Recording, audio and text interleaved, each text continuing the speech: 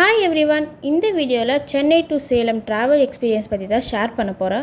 சென்ட்ரலில் night 10:35க்கு train move ஆயிடுச்சு. 2 ஏசியில் போனோம். ஸோ ஒரு டிக்கெட்டோட ப்ரைஸ் வந்து 875. நைட்டு 10 o'clock ட்ரெயினெல்லாம் நாங்கள் வீட்லேயே டின்னர் முடிச்சிட்டோம். நெக்ஸ்ட் டே ஏர்லி மார்னிங் ஒரு 3 o'clockலாம் சேலம் ரீச் ஆகிட்டோம். 3 o'clock மேலே ஒரு ஹோட்டல் தேடி ஸ்டே பண்ணிவிட்டு ஒரு 2 hours ரெடி ஆகிட்டோம். 6 o'clock மேலே கேபுக்காக வெயிட் பண்ணியிருந்தோம். ஆல்ரெடி கேப் புக் பண்ணியிருந்தோம் நாங்கள். ஸோ இவர் வந்து அப்பாவுக்கு தெரிஞ்சவங்க மூலியமாக வந்தாங்க. இவர் பெரிய ட்ராவல்ஸ் வச்சுருக்காரு சேலமில். ஒரே நாளில் சேலமில் இருக்கிற டாப் 5 to 6 டெம்பிள்ஸ் எல்லாமே கவர் பண்ணிட்டாரு. இவர் கேபுக்கு 6000 சார்ஜ் பண்ணியிருந்தாரு. இவர் நம்பர் வேணும்னா நான் ஸ்க்ரீனில் கொடுக்குறேன், அப்படி இல்லைன்னா டிஸ்கிரிப்ஷன்லேயே கொடுக்குறேன், உங்களுக்கு வேணும்னா யூஸ் பண்ணிக்கோங்க. ஃபஸ்ட்டு கோட்டை மாரியம்மன் டெம்பிள் தான் விசிட் பண்ணியிருந்தோம்.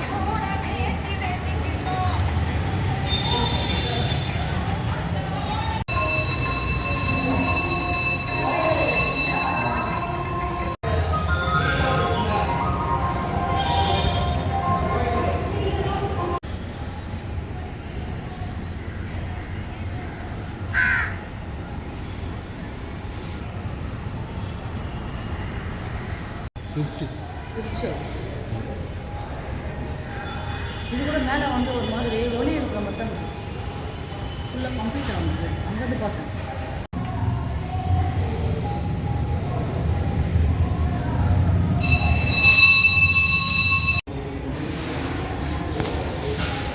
அம்மன் கோயிலை பார்த்துட்டு சரி பிரேக்ஃபாஸ்ட் சாப்பிட்லான்னு சேலம் டு ஆத்தூர் மெயின் ரோட்டில் சீல்நாயக்கப்பட்டி பைபாஸ் இறங்கின உடனே லெஃப்ட் சைட்லேயே ஒரு ரெஸ்டாரண்ட் இருக்குது. இந்த சிக்னேச்சர் ரெஸ்டாரண்ட்டில் தான் நாங்கள் பிரேக்ஃபாஸ்ட் சாப்பிட்டோம். நாங்கள் என்ன order பண்ணியிருந்தோன்னா puri, idli, Pongal, masala dosa and ரவை தோசை. இது எல்லாத்தோட டேஸ்ட்டுமே பக்காவாக இருந்தது, எந்த குறையும் சொல்ல முடியாது. அண்ட் அவங்களோட ஆம்பியன்ஸும் சரி, அவங்களோட சர்வீஸும் சரி ரொம்ப நல்லா இருந்தது. சாப்பிட்டு முடிச்சுட்டு அடுத்து நாங்கள் விசிட் பண்ண டெம்பிள் வந்து முத்துமலை முருகர் கோயில். ரொம்ப ரொம்ப ஃபேமஸான கோயில் சேலம். முத்துமலை முருகர் கோவிலில் பார்க்கிங் ஸ்பேஸ் நிறையவே இருக்குது. ஸோ நீங்கள் பார்க்கிங்கை பற்றி கவலைப்பட வேணாம். கோவிலுக்கு 2 என்ட்ரன்ஸ் இருக்கும் அண்ட் போகிற வழியில் நிறைய ஷாப்ஸ் இருக்கும்.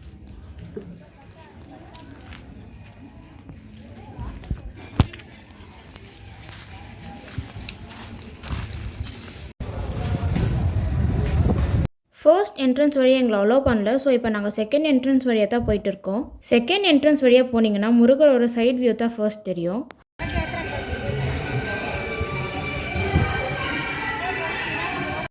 நல்ல பிரம்மாண்டமான முருகர் சிலைக்கு பின்னாடி ஒரு சின்ன மலையில் ஒரு குட்டி கோவில் இருக்குது. அந்த முருகர் கோவில் தான் இங்கே ஃபர்ஸ்ட் கட்டியிருக்காங்க. அதுக்கப்புறம் தான் இந்த பெரிய சிலையை கட்டியிருக்காங்க. சைடில் இருக்கிற பெரிய லிஃப்ட் வேல் அபிஷேகம் பண்ணுறதுக்காக வச்சுருக்காங்க. நீங்கள் பால் அபிஷேகம் பண்ணணும்னு நினச்சிங்கன்னா டிக்கெட் வாங்கி பண்ணிக்கலாம். இங்கே இருக்கிற முருகர் சிலை தான் உலகத்திலே பெரிய முருகர் சிலைன்னு சொல்கிறாங்க. இதுக்கு முன்னாடி மலைச்சிலை இந்த முருகர் சிலை தான் இருக்கிறதுல பெருசாக இருந்துச்சு. ஆனால் இப்போ அதை விட பெருசு சேலமில் இருக்கிற முத்துமலை முருகர். மலேசியாவில் இருக்கிற முருகர் சிலை வந்து 140, பட் இங்கே இருக்கிற ஒரு வந்து 146. அதே மாதிரி மலேசியாவில் இருக்கிற முருகர் வந்து ஃபுல் கோல்டனில் இருப்பார். இவர் கொஞ்சம் கலர்ஃபுல்லாகவே இருப்பார். மலேசியாவில் இருக்கிற முருகர் சிலையோ இங்கே இருக்கிற முருகர் சிலையோ கட்டினது ஒரே ஆள் தான். ஃபர்ஸ்ட் பிள்ளையாரை பார்த்துட்டு அப்புறம் கீழே சின்ன முருகர் இருப்பார், அவரை பார்த்துட்டு பெரிய முருகர் சிலையோட பாத தரிசனத்துக்கு 20 rupees சார்ஜ் பண்ணாங்க. பின்னாடி இருக்கிற மலைக்கு எங்களால் போக முடியல, பட் நீங்கள் கண்டிப்பாக போய் பாருங்கள். ஏன்னா அது 300 வருஷ பழமையான கோவில்னு சொல்கிறாங்க. மன திருப்தியாக பார்த்துட்டு அடுத்த கோவிலை விசிட் பண்ண கிளம்பிட்டோம். ஸோ நாங்கள் அடுத்த போன கோயில் மலை மேலே இருக்கிற கந்தாசிரமம் முருகர் கோவில். Perfect time. ஆமாம், நீங்கள் இவ்வளோ தூரம் வந்து யூஸ் இல்லாமல் இவ்வளோ தூரம் போயிட்டு நல்ல வேலை வந்து கரெக்டாக. இது நானே எனக்கு ரொம்ப பிடிக்கும் இந்த இடம். ரொம்ப பீஸ்ஃபுல்லான ஒரு லொக்கேஷன். இங்கே ஈவினிங் டைம் விசிட் பண்ணிங்கன்னா இன்னும் அழகாக இருக்கும். இந்த கோயிலோட ஸ்பெஷாலிட்டியே முருகர் சிலையோ துர்கை அம்மன் சிலையோ எதிர அமைஞ்சிருக்கு. இந்த மாதிரி ஒரு அமைப்பு வேறு எந்த கோவிலையும் இல்லை. அது மட்டும் இல்லாமல் இந்த கோயிலை சுற்றி அவ்வளோ சிலைகள் இருக்குது.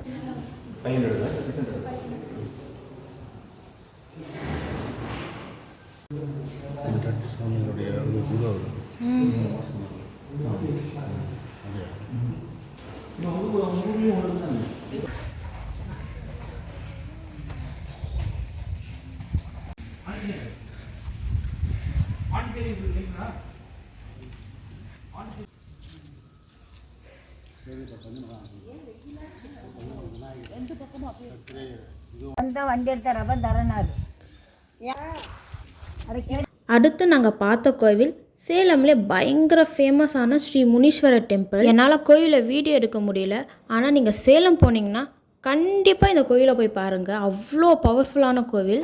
அடுத்து நாங்கள் விசிட் பண்ண டெம்பிள் சேலம் மேச்சேரியில் இருக்கிற பத்ரகாளி அம்மன் கோவில். இந்த கோயிலோட ஸ்பெஷல் 3 days பார்த்தீங்கன்னா Tuesday, Friday and Sunday. Weekly இந்த 3 days அம்மனுக்கு நல்லா அலங்காரம் அபிஷேகம் பண்ணியிருப்பாங்களாம். நாங்கள் போன டைம் அம்மனுக்கு அபிஷேகம் பண்ணிட்டு இருந்தாங்க. அதுவே எங்களுக்கு ஒரு பெரிய பிளெஸிங்காக இருந்தது. வெயிட்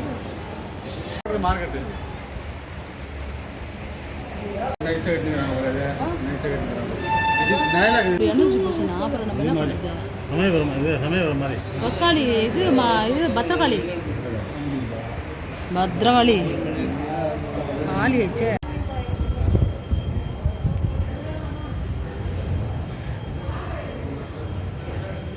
அம்மனை பார்த்துட்டு அடுத்து நாங்கள் பார்த்த கோவில் தாரமங்கலம் கைலாசநாதர் கோவில். தாரைமங்கலம்னு ஏன் நேம் வந்ததுன்னா, பெருமாள் அவரோட தங்கச்சி பார்வதியை தாரை வார்த்து கொடுத்த இடம்னால தாரைமங்கலம்னு நேம் உருவாச்சுன்னு சொன்னாங்க. அது மட்டும் இல்லாமல் அங்கே பாதாள லிங்கேஸ்வர தரிசனமும் இருக்குது. அண்டர் கிரவுண்டில் போயிட்டு நீங்கள் சாமியை பார்க்கலாம். அங்கே இருக்கிற ஒவ்வொரு சிலைக்கும் ஒவ்வொரு ஹிஸ்ட்ரி சொல்லிட்டு இருந்தாங்க.